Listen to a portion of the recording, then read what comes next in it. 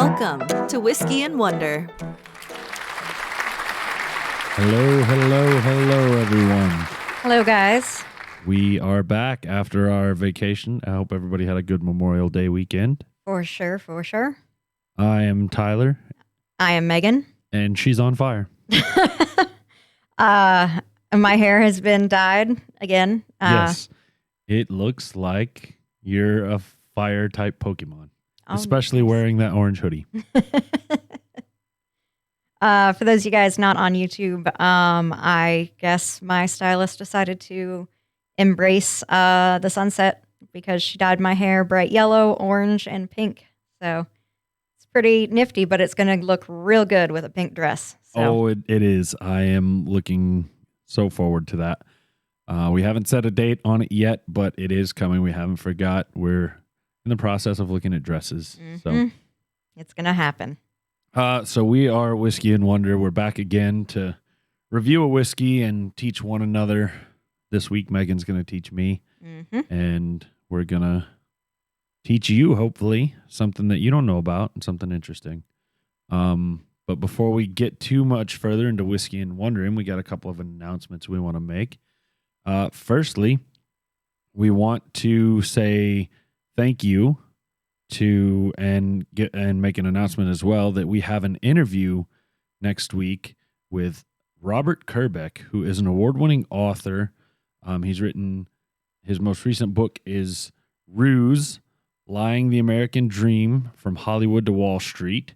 And he was kind enough to do an interview with us. Yeah. So this is something Megan and I have been kind of keeping under wraps for a little while. On the down low. Yep. So we could get through the book and get the interview done and everything. And we're happy to say that Robert was a pleasure to interview. Yes. Fantastic dude. Yes. Awesome. The book is it's his memoir of his time, basically growing up, trying to not go into his dad's car salesman business. Yeah. He really wanted to be an actor. He made waves in Hollywood and New York as an actor, but just never quite got to the top. And along the way ended up basically as a corporate spy. So it's a really, really awesome book. You can find it anywhere that you can find books. Yeah, books, local bookstores, your major book retailers. So you can also check out robertkerbeck.com to find out where else you can order it. But we're excited that we had that interview with Robert. So again, thank you for reaching out and for interviewing, taking some time. Thank you, Robert. And that will actually be the Wonder segment for next week's episode. So if you have any interest in Corporate Spy and Robert, definitely go get the book and check out next week's episode. It's a great read. You can easily read it. It really is in one sitting. Yeah, you can sit down and read it in one sitting. It's definitely a page turner. For sure. It's written almost like a spy novel. You always want to say what happens next. Yeah. So that will be episode 80. Wow. 80. So that's a nice even number for that too. So perfect. Another couple announcements. Go check out the store at whiskeyandwonder.com. We've still got the whiskey tumblers for sale. They've got our logo etched. I would like to start getting some t-shirts going out of there here pretty soon. Excuse me. So we're looking into what the best way is. We've talked about it in the past, and just a little bit of transparency here. It's pretty difficult for me and Megan, both of us working as much as we do, to ship orders out. Yes. So we're looking at services that handle all of that stuff, and we just got to find the right one and then work out all those details. But we are looking into getting shirts out for everybody and getting some more stickers because we're down to our last one. So if you want to vote on whether or not our bourbons and scotches make their way into our infinity bottles, you can do so on Patreon. We have a $2 tier that you can subscribe to. We also have some higher tiers that get you stuff like early access and bonus content and stuff like that. If you want to subscribe, just anyway, anything like that helps support the show, helps us buy new whiskeys and that sort of thing. So, and last but not least, we touched on it earlier. The 5,000 listens celebration. If you don't know what that is, Megan, once we reached 5,000 listens, Megan swore that she would do something really embarrassing, and I settled on the wearing a pink dress with no goth, no combat. Now, she has tried her best. I've tried so She hard. has tried her best with her hair, but that's all right. I think I'm going to make her wear some kind of little fake tiara or something now. Oh my God. Thanks. Yeah, you shouldn't have tried so hard. Oh, you knew there was going to be retribution for that. I didn't think there would be. Oh, 100%. Oh. So the whole point of this was to like completely take your personality out of the outfit. Oh, And sad. Your hair is unfortunately part of the outfit. So yeah. Well.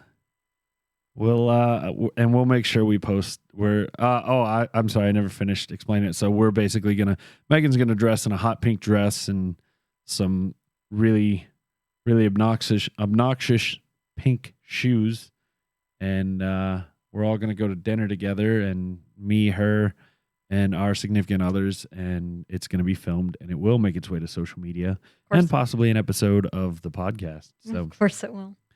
it'll live forever. Hey, I shaved my beard That's off, true. so and it has grown back fabulously, if I might add.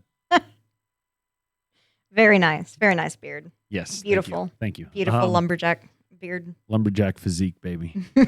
That's a throwback to a very, very, Very early early episode.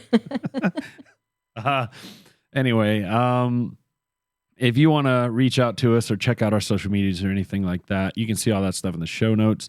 I'm just going to hit a few because it turns into a mouthful. Find us on YouTube. Watch what we do. I just found a way today to get my DSLR camera up and going. So now that's my camera. So you'll see me in HD. Megan, I haven't worked. I don't have a second camera. So we'll have to figure that out. No HD for me, but that's okay. Not yet. My hair is pretty intense, so I yeah. don't know if you want to see it in high definition. It might blind you. Sorry, I just 100% sucked up some snot in Yeah, the you did. microphone. Sorry. Check us out on YouTube. Just search Whiskey and Wonder. If you want, go to whiskeyandwonder.com. You can see previous episodes, whiskeys that we've done. You can make recommendations. There's a contact us page. There's a shop page. All sorts of fun stuff. Yep. If you want to donate, you can do that on patreon.com/whiskey and wonder. Like I mentioned, we've got different tiers that offer different benefits. Instagram is @whiskeypodcast, and email is contact@whiskeyandwonder.com. We do have a mail time segment where, we like hearing from you guys. We want to, we want you to reach out. We want you to tell us what you think. We haven't gotten to do it very much lately just because there's not been a whole lot of reaching out. Yeah. Y'all been dropping the ball. Yeah, So it's on you. So please reach out to us. We want to hear what you guys have to say. So, and let us know what you think about the interview with Robert as well. Lastly, and certainly not least, Lee, is that a word? Leastly? Leastly? It is today. Okay. Lastly, but not leastly, to everybody that does donate, that does support us, our listeners, our subscribers, our likers, our people that spread it word of mouth. Y'all are the best. Yeah. Thank you so much. You keep us going. You help us get more stuff and do all the things. And you're the best. You are everything we want, everything we need. So thank you. Keep that up. It's been a while since I gave some applause. Yeah, give some applause to everybody that supports us. So y'all deserve it. Y'all make this happen. We're, like I said, next week is episode 80, which means we're on 79 now. I can count. But that's almost 2 years worth of doing this, and we couldn't do it without you. No, not at all. So thank you guys. Yeah. With that, we're gonna go ahead and jump on.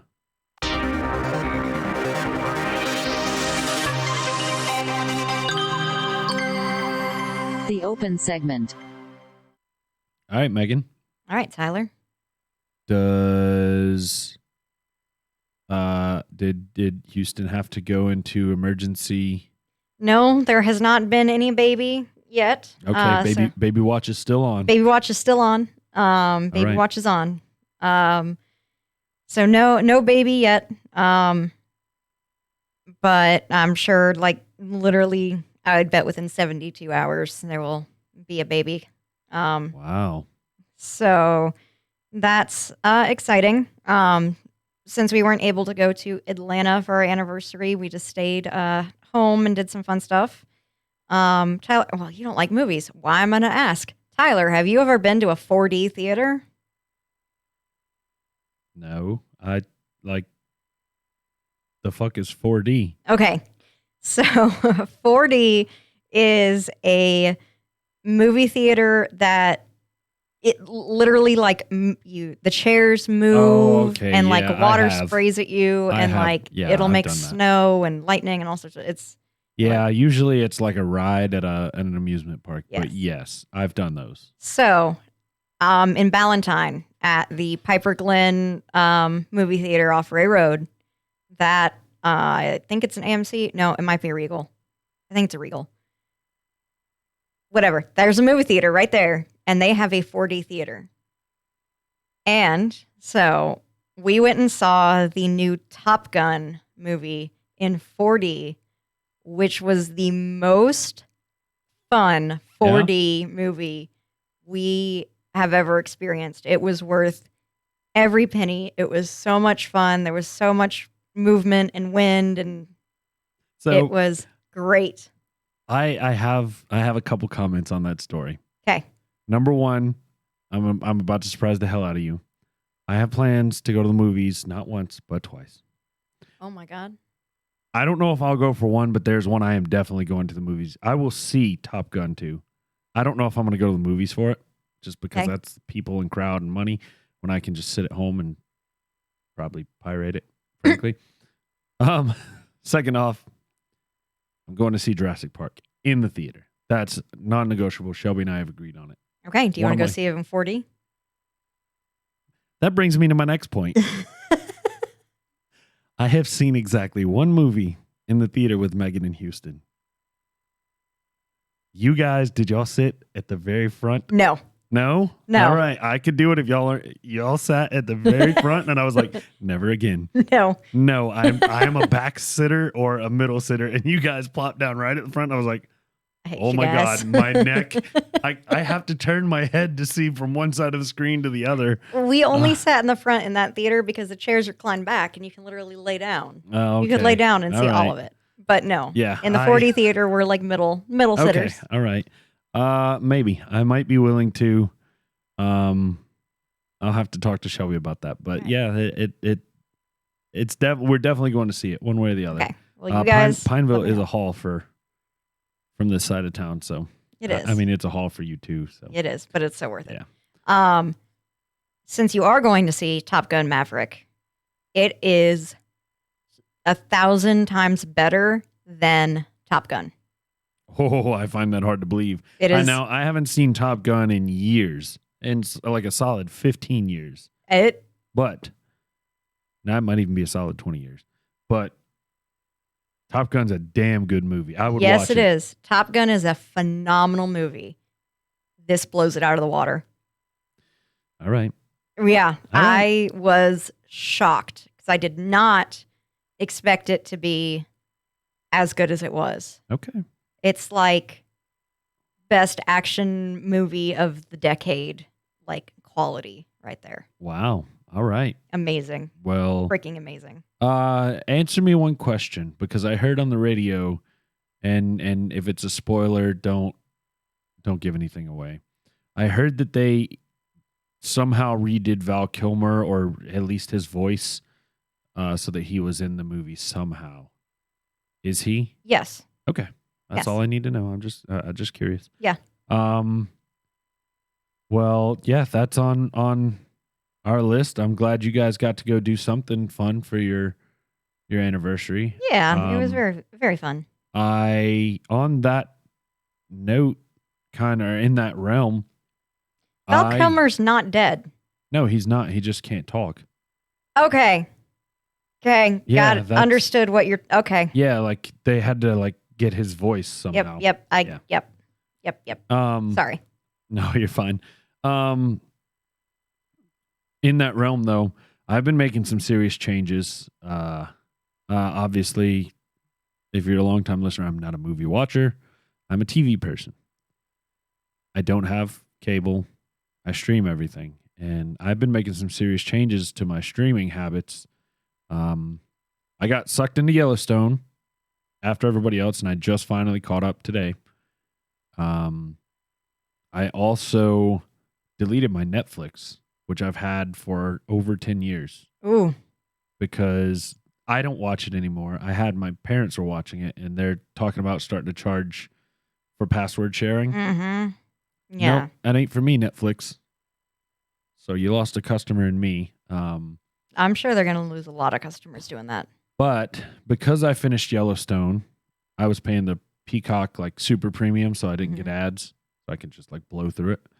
And now that I finished it, I just canceled Peacock completely because there's nothing on there paid that I would want.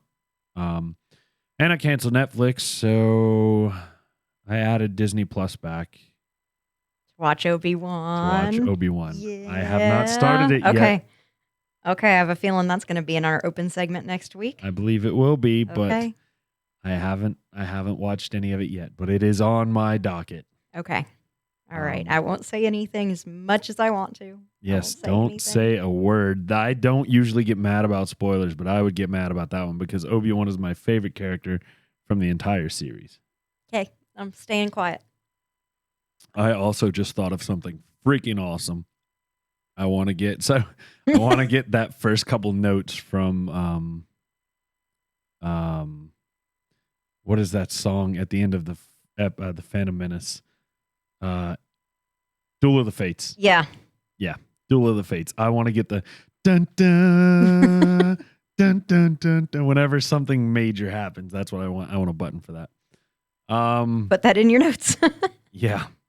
I feel like we talked for a minute, but I'm going to touch on it briefly. Yeah. What's your life been like? We went to see Shelby's brother and sister-in-law and their family. Shout out to friend John 5 or Johnny Cinco and Brandy.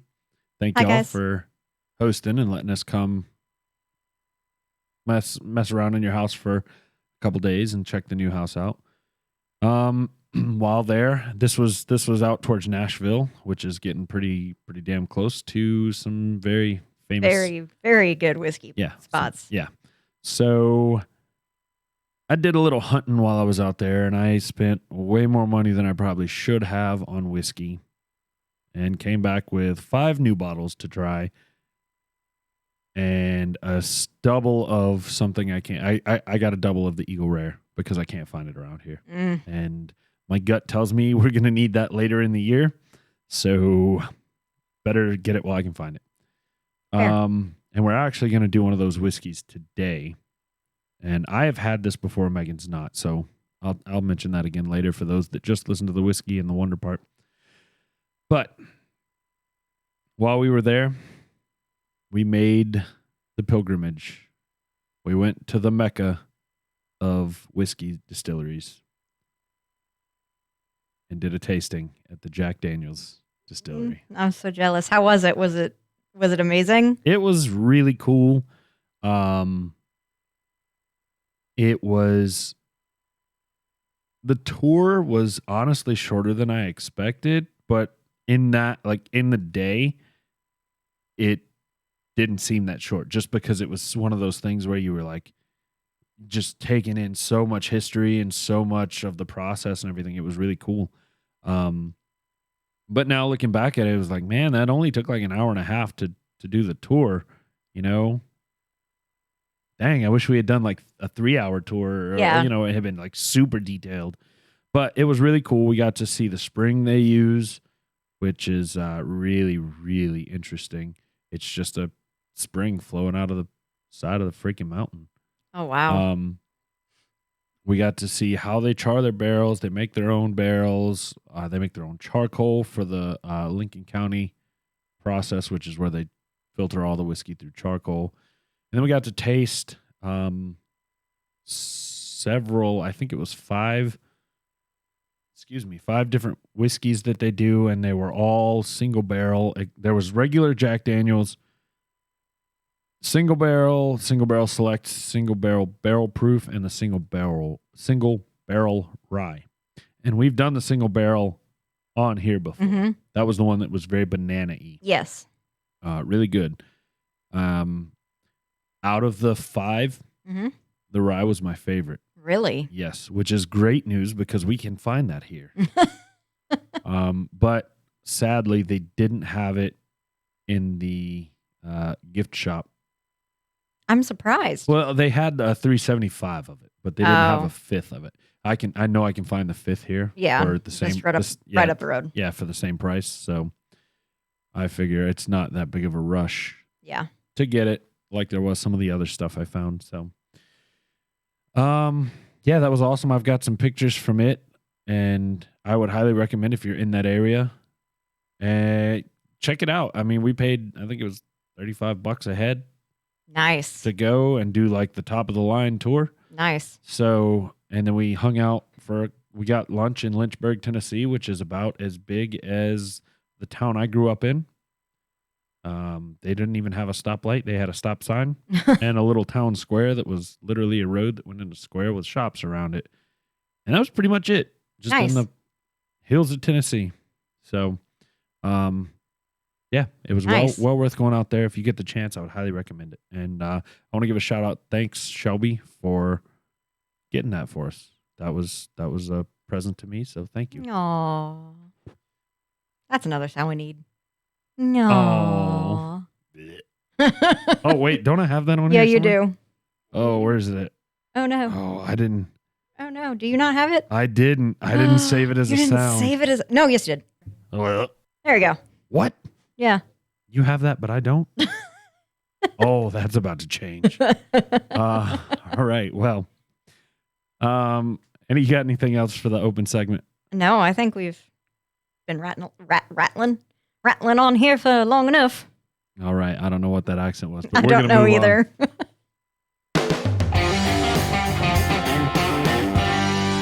Opening the bottle. All right. Well, Tyler, you found this whiskey. I did.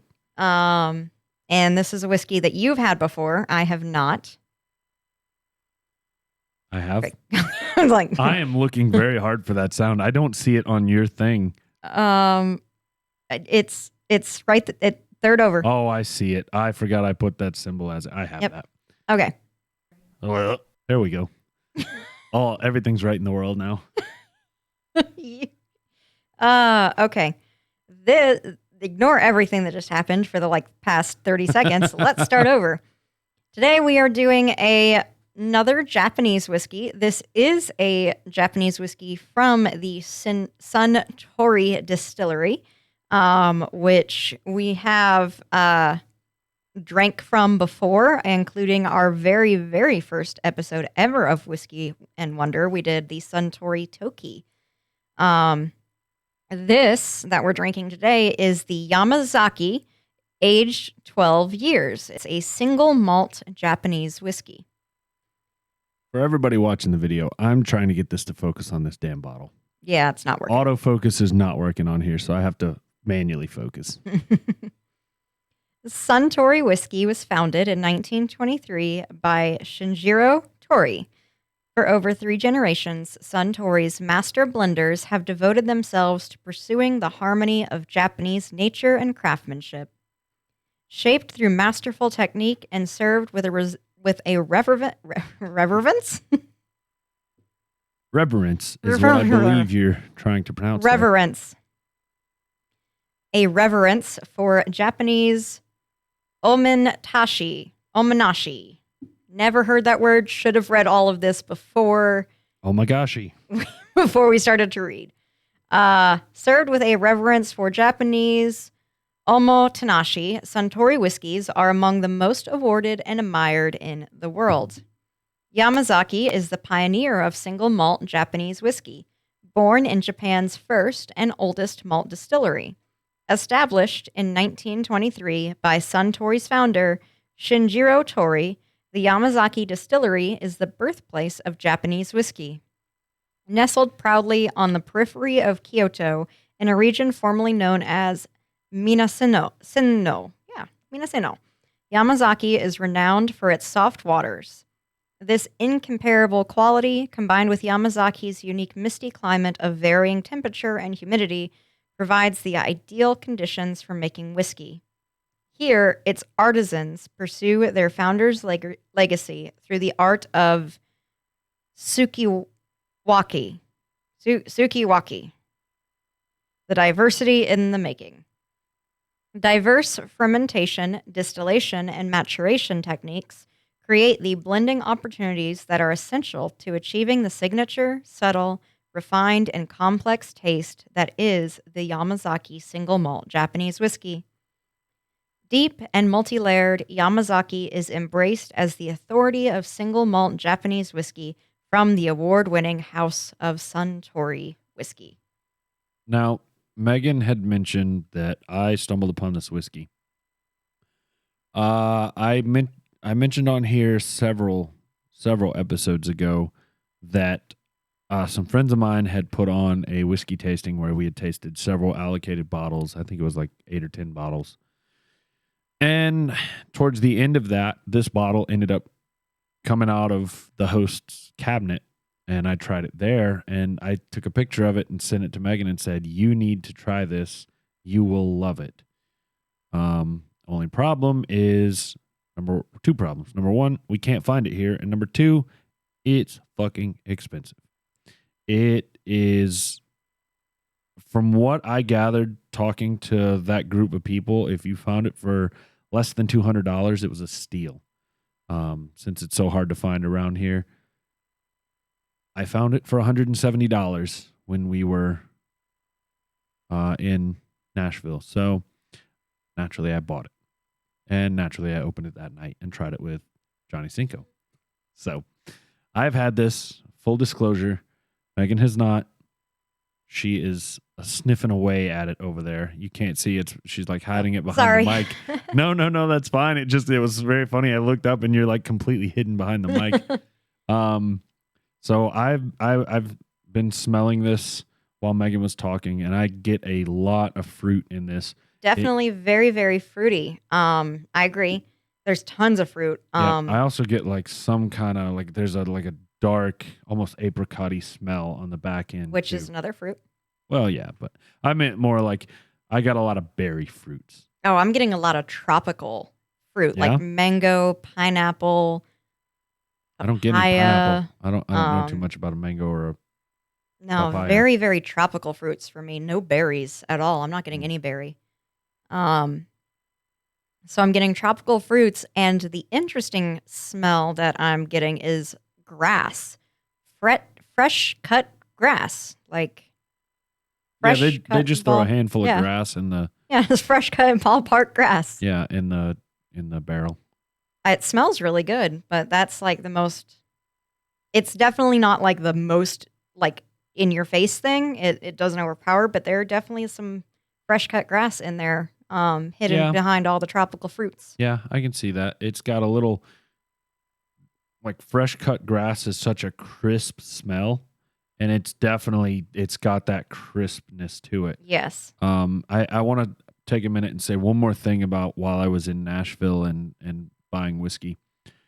I came back with a whiskey that is a quote unquote light whiskey.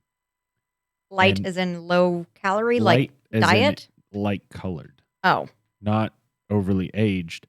And I would have never known to buy it if the gentleman at the liquor store hadn't suggested trying it. They offered little baby tasters.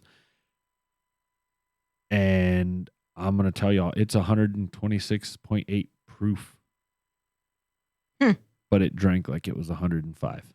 Oh, wow. It was so good. So that will be coming up. That's a spoiler or a teaser for a future episode. Nice. We are supposed to be smelling peach, pineapple, grapefruit, clove, candied orange, vanilla, and Mizunara, which is apparently a Japanese oak. which is what I'm guessing their barrels are made of. I definitely get peach. When you said peach, that hit me. Yeah, for sure. That's one of the flavors. So I also have a note here that this whiskey is aged in a combination of American, Spanish, and Japanese oak barrels. So I don't know if what I'm looking at is correct or not, because I know you're looking at the back of the box. Megan's sipping, and she's got a funny look on her face like she doesn't know what she thinks about it. There's so many flavors. It's like a party in your mouth. It is. It's like a party in your mouth. It's a very, very it's very good. I guess I need to state that first and foremost. As of this very second, it's very good.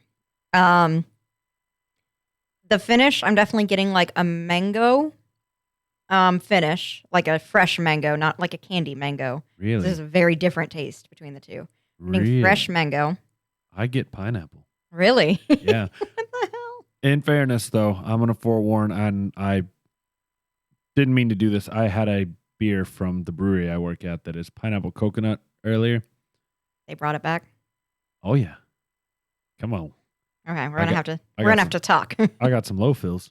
Okay, we're gonna have to talk. Anyway. Go on. So the finish I'm getting is very mango-y. And maybe, I don't know, maybe there's some of that basil in there. Or basil for you guys across the pond. It's very, I don't know, it kind of doesn't start off buttery, but it kind of transitions into like something buttery or creamy. I would say at first though, it's very, very sharp. That's where a lot of the different like fruits are. And that's where I got like the pineapple, peach.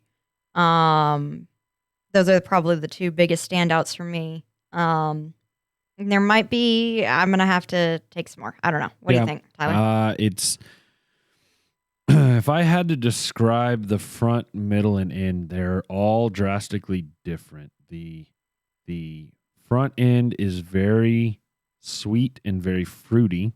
Mm-hmm.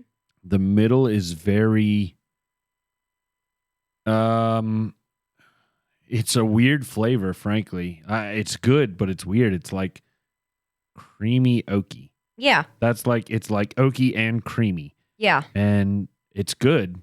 It's just, that's a weird combination. Agreed. You know? Agreed. And then the end, the oakiness hangs around, and you get hit with a little bit of, I get hit with a little bit of pepper that lingers on the back of my tongue. You know, I wouldn't say it's a super long finish, but it lingers for 30 seconds, 30 seconds. I agree with some of what you said. I think this is a very long finish whiskey. I mean, ever since I had my first sip, it hasn't really gone away. Even though I've taken, 3 or 4 like that, it just persistently stays there. So I argue that this is a very long finish. I 100% agree with the front, middle, and end is 3 completely different things. I do think the front is where it is very fruity, sharp, tart. The middle, that is where it gets creamy. I don't get a whole lot of oak anywhere, really. But we get that sharp fruit at the front, and then it turns kind of creamy, and then my end is like a mellow, fresh mango, maybe a little bit of like ginger, mango, ginger. For me, something. On the end, the finish, the overwhelming note I get is pepper. That overwhelms. Like, I get a little bit of sweetness back there that makes me think it's the pineapple. It might have also had something to do with that beer from earlier, but the pepper is the note that I get there. There is some pepper, but there's not very much. It's not super powerful. Have you swished it around your mouth? Mm-hmm. Yeah? Yeah, and I didn't get that. I'm getting a lot of pepper. Yeah. So, like, especially going under my tongue, like my tongue's still peppery. and I haven't had a sip since you started talking. So Under my tongue, it definitely made it a little bit more peppery. yeah. But it's still not. Yeah, it's not the worst thing I've ever had, but it is noticed. To me, it's what I notice the most. I disagree. So. That mango is overwhelming for me. Yeah? I don't even think it's an official flavor. So I don't like mangoes. Oh. So I haven't had a mango since I was a little kid because I didn't like mangoes. Makes sense. So I couldn't identify a mango. If you laid 4 fruits I didn't know in front of me, I couldn't pick the mango out. Oh. Coconut. So we're supposed to be tasting coconut, cranberry, and butter. And then the finish is sweet ginger, cinnamon. It's supposed to be a long finish. There was a berry in there. There's a berry. It's cranberry. I'm not crazy. I have been trying to pick out this flavor that I've been so confused on, and it's a flavor I really like, but I could not figure it out. And it's coconut. There is coconut all throughout this. And that. Holy shit. Now that you know to look for it. No. Oh, no? I just got hit with mango hard. Oh, you're welcome. Yeah. You're welcome. Oh. Yeah, it's very balanced though. It's not overpowering, so I'm not too bothered by it. Yeah, I agree with what you said. The mango is definitely big at the end now. I still don't get coconut. Oh, I get coconut. Well, so far, yummies. Yes. All right. Well, we'll keep sipping, and we'll come back to that. And my bad. Excuse me. I was burping too, so that was a bad time. We'll come back to that and let you know what we think at the end. Until then, Megan's going to teach us something.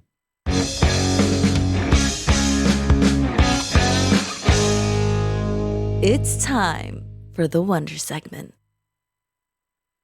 If I asked you to think of a typical Allied soldier marching into battle during World War II, what do you picture? World War II? Yep.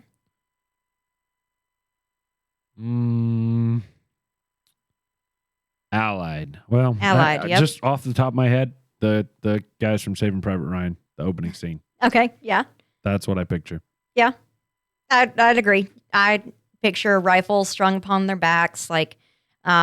The rifle changes slightly based on their home country.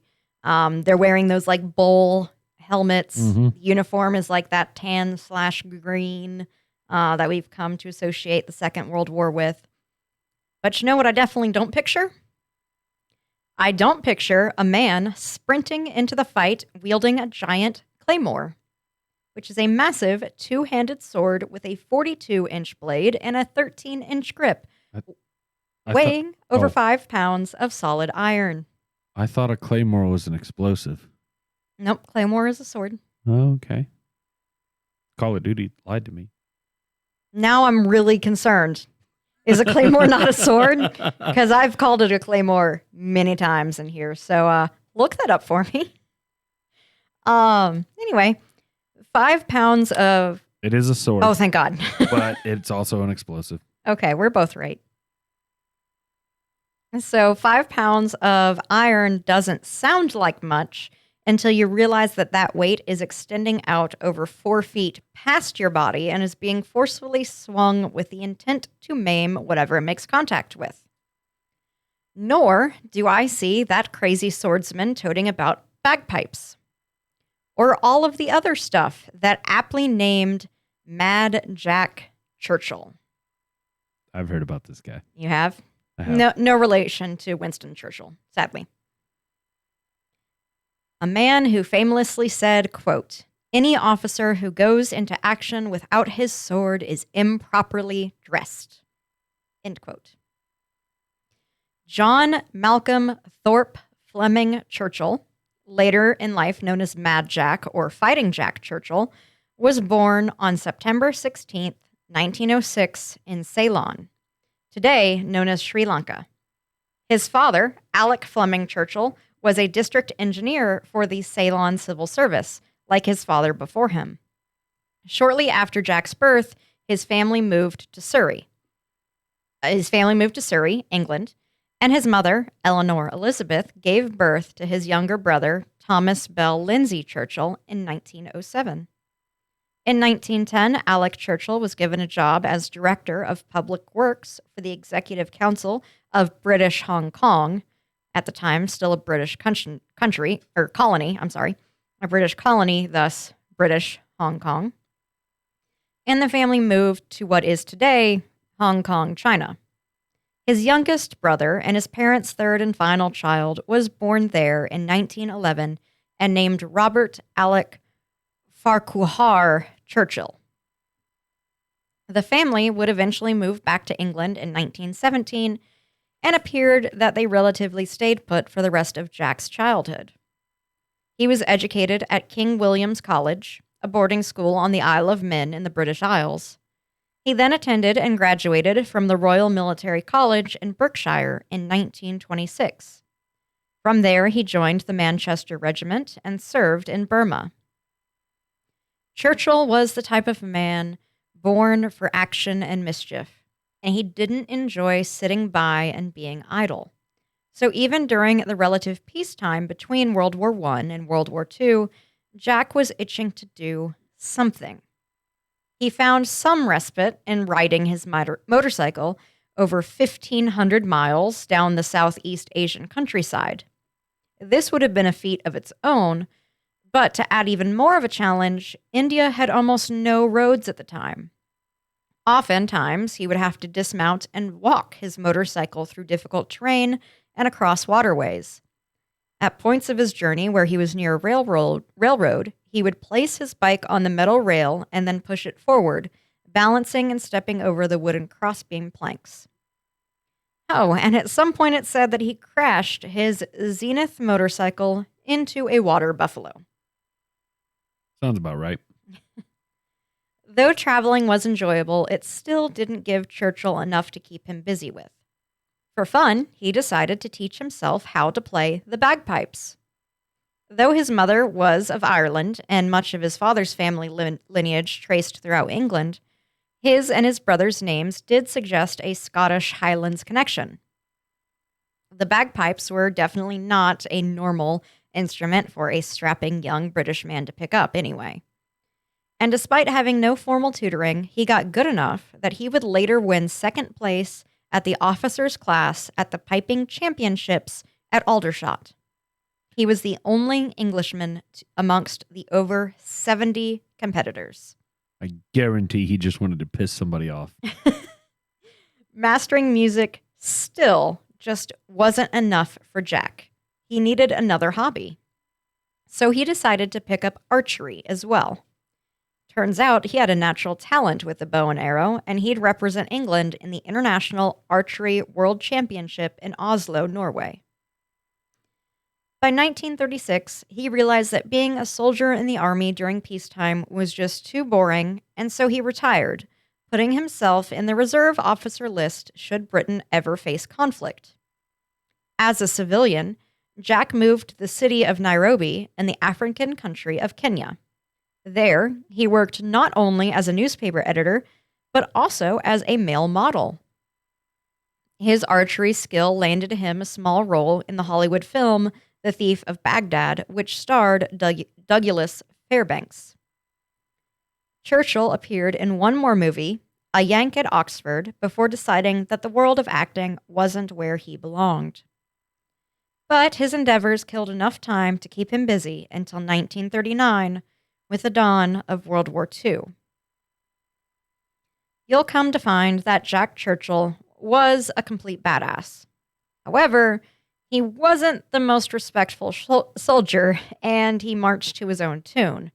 For example, one day during training, it was pouring rain. As buckets of water fell from the sky and soaked both his comrades and commanding officers, Churchill strolled up and joined the platoon carrying an umbrella. His CO was I love it. furious. I love it. You guys are a bunch of morons. His CO was furious, demanding to know why he had an umbrella. Churchill simply replied, "Because it's raining, sir." I love it. You guys are a bunch of fucking morons. Why don't Why you don't have you have umbrellas? Yeah, it's raining, dumbass. He was immediately reprimanded for his insubordination, but this was far from the only time he was chastised for such insubordination. Since the man valued comfort, he slept with a hot water bottle in his sleeping bag, a big no-no of the British Army at the time. Because soldiers must be cold and miserable, I guess. I don't know. I couldn't figure out why that was not allowed. Anyway. Might have been a fire hazard at the time. I don't know. The Probably made those sleeping bags out of asbestos. The rule book specifically said they could not bring hot water bottles into cots with them, and so Churchill found a loophole. He tossed away the hot water bottle and instead filled a piece of rubber tubing with hot water and took that to bed with him instead, because the rules specified hot water bottles, not hot water tubes. I like it. Needless to say, he was a bit of a pain in the ass for his superiors. No, he was technically correct. The best kind of correct. The man longed for wartime and battle, immediately rejoining the army with his reserve status at the dawn of the Second World War. He'd said, quote, "I was back in my red coat, the country having got into a jam in my absence," end quote, as if he could have just prevented the whole ordeal. That's a very British statement. But when he got to the front lines, he was disappointed and bored. Despite Britain declaring war and Germany's aggression at the Poles, the two armies lined up at the border of France and did nothing. Both sides' troops held their ground. France and Britain were very much not prepared for war when announcing it, and this small oversight left troops sort of waiting around for orders and twiddling their thumbs.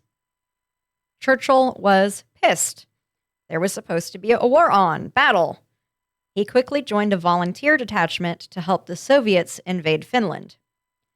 Halfway to its destination, the Finnish detachment was canceled because Germany finally pressed against that French border, the one Jack had left to join this group. So he turned right around and went back to where he came from. Upon arrival, he was upset at the British Army's lack of success defending the line, because had he had been there, everything would have been fine. I was just going to say, of course, he leaves and it goes to shit. Of course he's going to think he would have been the difference maker. Yep. I like this guy. Germany was, frankly, kicking the Allies' ass at this point, and Churchill's troops were ordered to retreat to Dunkirk, where rescue awaited. But Jack Churchill didn't run from a fight, so he ignored those orders. Instead, he began several campaigns of guerrilla warfare with small hand-picked teams. Jack would quite literally charge into battle, shrieking like a barbarian and brandishing his giant claymore. It said that he split several men on that blade. When a fight did require some distance, Churchill would often disregard his machine guns in favor of his longbow, which he could shoot quietly and accurately at 200 yards. He is the only person in World War II with any confirmed archery kills. At confirmation of his arrow kills, he earned the name Mad Jack for warranted and obvious reasons. This is the most advanced war of the time, the weapons now industrialized and mechanically deadly. Yet this dude is successfully winning constantly, using a sword and a bow like this is Braveheart or something. At a lull in the battle, an officer reported seeing Mad Jack riding his motorcycle around the battlefield with a German soldier's helmet hanging off the headlamp. He also rode with his bow and arrows like this was some sort of strange mounted combat. He was a shoo-in for the Commandos, Britain's precursor for special units. And when Jack heard the military was recruiting secretly for this new organization that promises aggressive action, he instantly signed up. During commando training, he met a woman named Rosamund Margaret Denny and married her damn near instantaneously. and they'd remain happily married for 55 years until his death. His company became trapped behind enemy lines after the Battle of La Panette, and he viciously defended them until running completely out of ammo. Still, it was enough to be able to sneak his unit out of danger in the dead of night behind enemy lines. Oh, and he did all of this while shot in the shoulder. It was documented that Mad Jack would inspire and encourage his men into battle by playing the bagpipes. During a raid in Norway, Churchill led his troops with the March of the Cameron Men on his bagpipes, and the end of the song, he tossed the first grenade of the battle at the enemy. And there's actually photographic and video proof of some of his antics, including leading a charge with his sword and playing bagpipes while his men dance after a battle won. Using just his sword, he was responsible for capturing 42 German troops and a mortar crew. He was recommended to be awarded a Victoria Cross, which is Britain's highest medal, their equivalent of the U.S.'s Medal of Honor. He didn't receive the cross, but he did receive the award right below it, a Distinguished Service Order. Twice. After dropping those captured troops off, he turned around to return to the battlefield to retrieve his sword, which he had dropped during the fight. On his way, he ran into an American patrol that had somehow got confused and was walking the wrong way toward enemy lines. Churchill tried to tell them their error, and when they didn't listen, he threw up his arms and said that he was going on his own way and, quote, wouldn't come back for a bloody third time. Later, he fought in Yugoslavia, where he was captured and sent to Sachsenhausen concentration camp. He is said to have been playing Will You Know Come Back Again on the bagpipes when a grenade exploded nearby, knocking him out, which was how he was captured by the Nazis. Initially, the Germans thought he was related to Winston Churchill and chained him up in a cell with various Austrian dignitaries in a special compound for so-called prominent prisoners inside Sachsenhausen, German. Sachsenhausen. Churchill and 4 other men, three Royal Air Force officers and 1 major, escaped Sachsenhausen by a tunnel they'd secretly dug over the course of a few months, estimated from May to September. They headed towards the coast and were recaptured only a few miles away from the sea. As the end of the war drew near, Germany decided to transfer by SS guards 140 prominent concentration camp inmates to Tyrol, including Churchill. The prisoners told a group of officers they feared they were being escorted to their execution. And while en route, they were intercepted by a group of They were intercepted by a German army unit led by Captain Richard von Alvenblin. I don't know. He had come to protect the prisoners. The SS guards were outnumbered, and they agreed to let the inmates go and left. After being set free, Jack Churchill walked 93 miles to Italy, where he joined an American armored unit. Despite being imprisoned in a concentration camp, Mad Jack was ready and eager to get back to combat.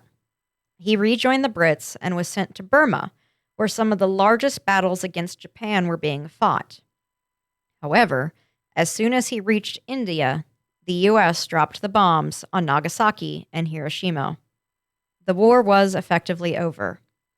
Mad Jack Churchill is recorded saying, quote, "If it wasn't for those damn Yanks, we could have kept the war going for another 10 years." Oh, I thought End he was. quote. I thought he was going to say his presence in India stopped the war.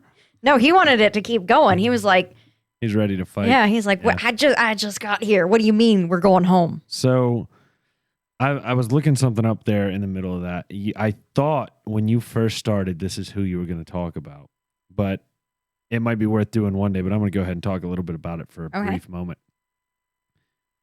I'm going to talk about Joseph Medicine Crow. Do you know who that is? It sounds familiar. So, according to the Crow Nation, a man has to do 4 things to become a war chief. Number 1, touch an enemy without killing them. Number 2, take an enemy's weapon. Number 3, lead a successful war party and survive.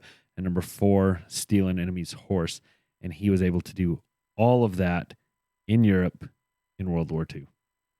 So I thought you were going to talk about him for a minute. Oh, no, but that would be a really good one. I did a quick little search there, and I don't think there's just a ton of information on him, but I might be wrong. I don't know. That's a good one to think about, though. Yeah. Maybe for something World War II related anyway. Well, not one to be done being eccentric just yet, he got qualified as a parachutist so that he could join the Highland Light Infantry. There, he moved to Palestine to assist with the conflict Britain was facing with various Arab forces. And there, he would save the lives of over 500 patients and staff at a hospital.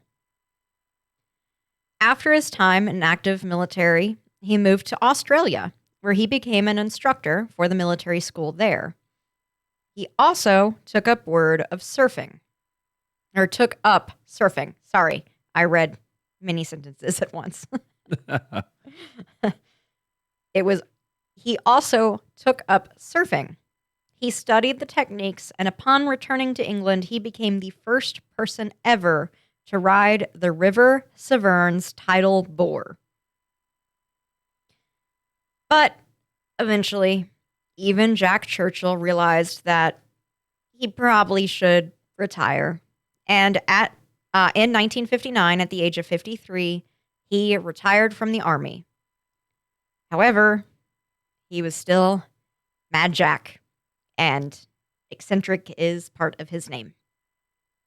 So every time he would take the train home from the city to his home, he would toss his briefcase out the window.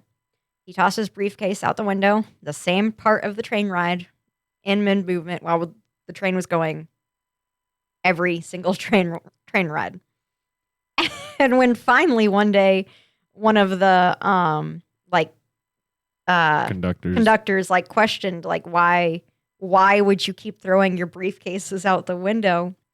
He explained that he was simply throwing his briefcase into his own backyard so he wouldn't have to carry it home. I like his style. Oh my God. I thought it was going to be something stupid, but I can get on board with that. Nope, he didn't want to carry it anymore, so he just chuck it into his own yard. I can get on board with that. As the train went by. 100%. Work smarter, not harder. Yeah.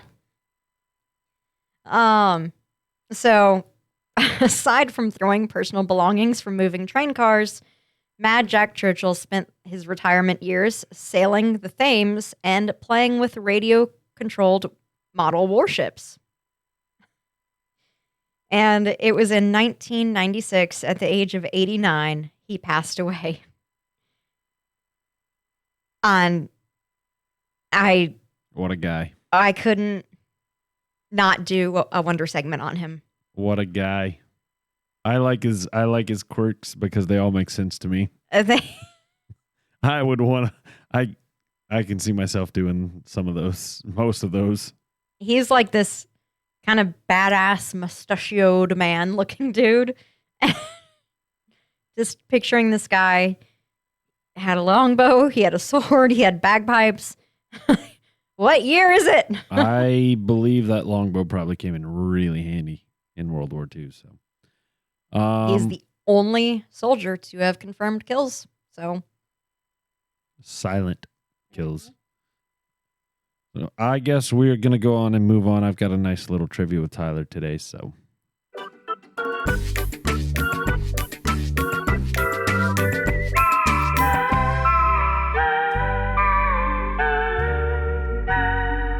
Trivia with Tyler. Have you ever heard about the Nobody for President campaign from 1976? No. It was popularized by activists such as Wavy Gravy, and the appeal for nobody was apparent. Nobody was the best candidate. Nobody cares about you. Nobody loves the poor. Nobody will end the war, and nobody will cut your taxes. It was a complete hoax. and yet people were on board to vote for nobody. So People fell for that, thought it was real. Yeah. I mean, I would also nobody for president. They like it was the last name. Yeah. Yeah. I mean, I would also vote for nobody. So I get it. So Like, I thought that was I get it. I thought that was a clever little one. And I actually got a glimpse of next week's Trivia with Tyler, and it's one I've been waiting on for a while. Ooh. I'm going to give a little teaser for it. Do you watch Top Gear or the Grand Tour? Yes, actually. Okay. All right. If you don't, you should brush up this week. And I mean, watch the Top Gear UK with the old presenters. Oh, Jeremy Clarkson, they're hysterical. Richard Hammond and James May. Yeah, they're hysterical. There's one episode. Where are they? They're like, they take these really nice cars, like, and are driving just like in the wilderness with them. God. Oh, they do so many It's stupid things like hysterical. that. It's a comedy show for about cars. Yes, it's very funny. Yeah, I'm not a car guy at all, and I love Top Gear and Grand Tour. Just an example, they did one where they like filled their cars up with just enough gas to like get them to Chernobyl, and like they were all praying that they would run out of gas before that was the competition to see if Who somebody could get the ran closest to Chernobyl? Well, yeah, and basically you either wanted to run out or you wanted to like have enough gas that you could get all the way through. Oh, they were going through, not turning around. Yeah, no, like if you ran out of gas in the zone, like yeah. Yeah. Well. So it was like run out, or am I gonna run out, or am I gonna run out in the zone? So it was fun. But anyway, let's talk a little bit about this whiskey.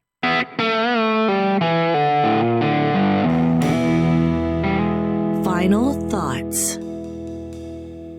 Well, I've been presenting, so I didn't get to drink nearly as much as I wanted to. I feel like that was a really short wonder segment. It's all right. We were long on everything else earlier. Okay. We're at like just at an hour anyway. So I didn't feel like I would read it that fast, but damn, that felt like it went by real quick. it was entertaining nonetheless. Oh, good. So Mad Jack. Mad Jack. Oh, I don't know if I want to put water in it. What if it wastes it? Let me drink a little bit more. Hold on.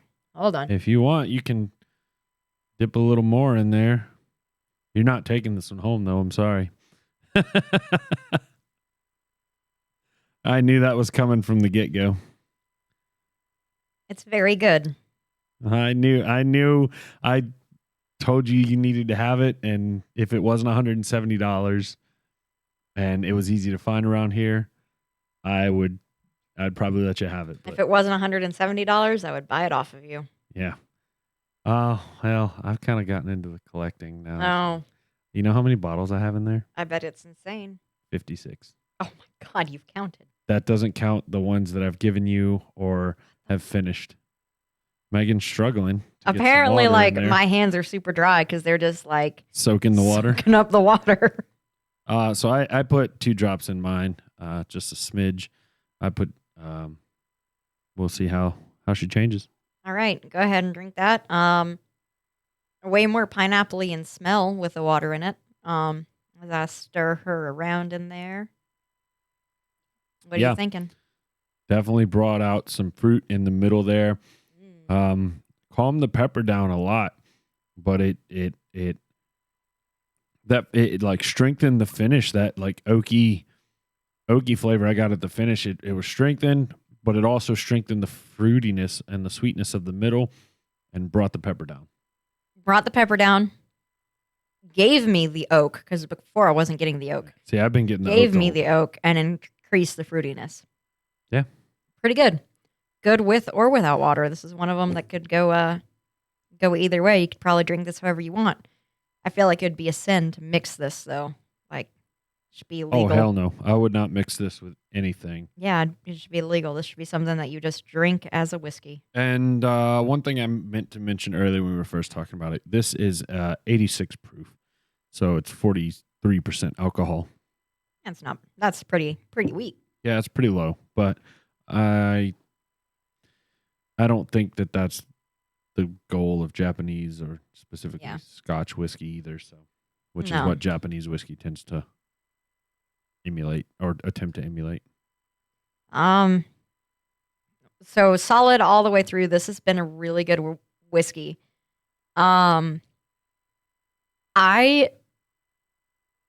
the other Japanese whiskeys we've had, and hell, all just kind of the other 78 whiskeys we've done over the course of this show, and having had whiskeys that are over $100, as much as I like this, it's not a $200 whiskey.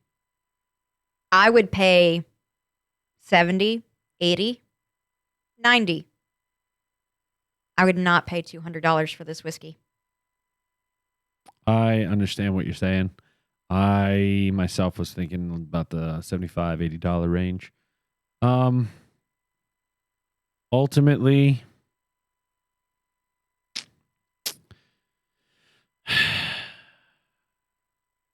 this is kind of the way that I've started thinking about things, is especially since I'm kind of trying to, I don't want to say getting into the collecting, because I just said I have 56 bottles, but a lot of that stems from us doing this podcast. And it wasn't until about December that I was like, you know what? I should really start collecting these things. I want to have a nice collection, not that anybody ever comes over, but for when people come over. Yeah. This is one of those whiskeys that, because of its price point, it is very good, but I don't want to pull it out of the cabinet for me. This is that special occasion. This is something you want to share? This is that, like, no, not necessarily. It's something I'll pull out for me on a special occasion, or if I have my boys coming over that I know. My boys. Well, I consider you. I'm one of the boys. Yeah, you're one of the boys. So thanks. You're one of the girls. Thanks. Yeah. See how it feels? Well, it's all right. I love you anyway. Yeah. Anyway, it's like, if they hadn't had it, I would definitely let, my whiskey friends try it. Yeah.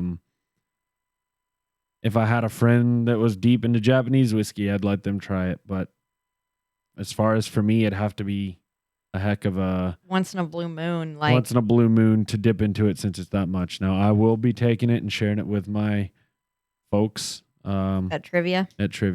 I will do that, just because but they will definitely be getting small pours because it's so expensive. So make it last. Yep. That's the only fault I have in it. It really is the price point. It's just too expensive. There are things I will enjoy just as much for much cheaper. Yeah. That's my biggest gripe with it as well, because it has been fantastic the entire way through. The flavor is so good, so fruity, just really, really nice to sit there and sip on. And if it was $75 cheaper, it'd be perfect. But at the price it's at, that takes away from it almost. Like, this is something that it's so good, but it's not. I want to clarify. My number is taste alone. I'm just telling you I would pull this out. Do I make my number taste alone, or do I include the price in it? Because if I'm including the price, that's changing the number. I think we do this taste alone. We tell people about what the price is. That this is my opinion. I liked it. I would drink it again. I don't know if I would buy it again because of the price, but I did enjoy the flavor of it. I'm not going to knock it because, hell, you might have somebody out there with money to burn. That's true. If you want to burn money and you want to, this a lot of people don't think a $200 whiskey is a lot of money anyway. Exactly. So there are some people who are like, what are you talking about? We cheap. That's a Sunday night. We cheap. Yeah, no. Okay. Going taste alone. I'll go first because you seem like you need to think. I want to chew on it for a second. Yeah. I'm gonna give it a 7.5. That's it for taste alone. God damn, Tyler. Yeah. I told you I'm not the biggest mango person in the world. That's true. I love mango, especially fresh mango. Yeah. Yeah. It is very good, and it's I love mango. I love coconut. I love ginger. I like all the tropical fruit that we mentioned. So this is God. I wish this was a whiskey that was in my price range because it would be a weekly drinker for me if it was in my price range. Because on taste alone, it is definitely a 10 for me. It is a perfect flavor. Some days I'll want something with a bit more burn. Wow. You guys know why that was there. Yeah. Some days I'll want things with a bit more burn because this doesn't have a whole lot of burn. But it belongs in my 10 grouping going off flavor. Okay. As much as I like it, will not be buying this unless I find it somewhere for like 50% off or if it's gifted to me. Yeah, I was about to say you probably can find that on sale like that. Yeah. So. But you never know. Maybe. If anyone has a bottle and they fucking hate it, I'll buy it from you 50% off. I was going to say maybe if I find it again and you have another, I don't know, something worth celebrating come up. Maybe I might not give you a new bottle, but I might gift you this bottle. Okay. If I can't find it or something. I don't know. We'll see. We will see about that. So, all right. Y'all heard it here first. 7.5. 10. Another 10. Again. Ugh. I don't know what else to say. Yeah. I don't feel like we've had a good sound this entire episode other than that. So it's probably going to end up being that. Again? Ugh. Yeah. That's so lame. Well, there has to be more. I didn't notice anything that I bookmarked. Yeah, no, nothing. Oh, shit. I didn't make any weird noises today? No, it's a first. What's wrong with me? Oh, my God. Is it this new hair? Did it fuck up my brain? I don't know. But, I also didn't realize the sweatshirt that I grabbed to wear was like bright orange. My hair is bright orange. So it definitely looking in the camera, I'm like, oh. You look like that clashes. Yeah, you look like a fire type Pokemon.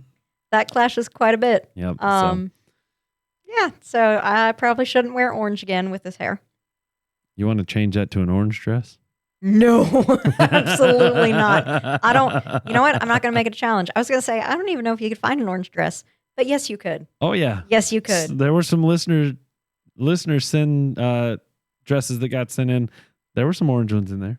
Okay. No, let's keep it pink. All right. I have a little bit of pink up here. Can you see it? Yeah. Okay. I can see it. I don't know if it's coming through the camera. Probably not. This is all orange. You can't even really see the yellow. Like the orange is totally like. Yeah, it's dominating. Okay. But, well, anyway, guys, we are talking a lot. I'm just trying to pad more time on. Oh, it's all right. We're at hour and 15 almost. So okay. I'm sorry. I hate when I have short wonder segments. Like I feel like I let y'all down. Damn. You calling mine short all the time, huh? That's all right. I know mine are short. It's all right. We got to balance each other out somehow. Yep. All right, y'all. All right, We're going to get out of here. Yes. Thank you so much for sticking around. Remember, next week we have a super special interview with author Robert Kerbeck. Yes. Thank you for tuning in, donating, doing all the wonderful, amazing, brilliant things you do. We appreciate you more than we ever have words to describe. So thank you, guys. We will see you next week. Don't drink and drive. Cheers.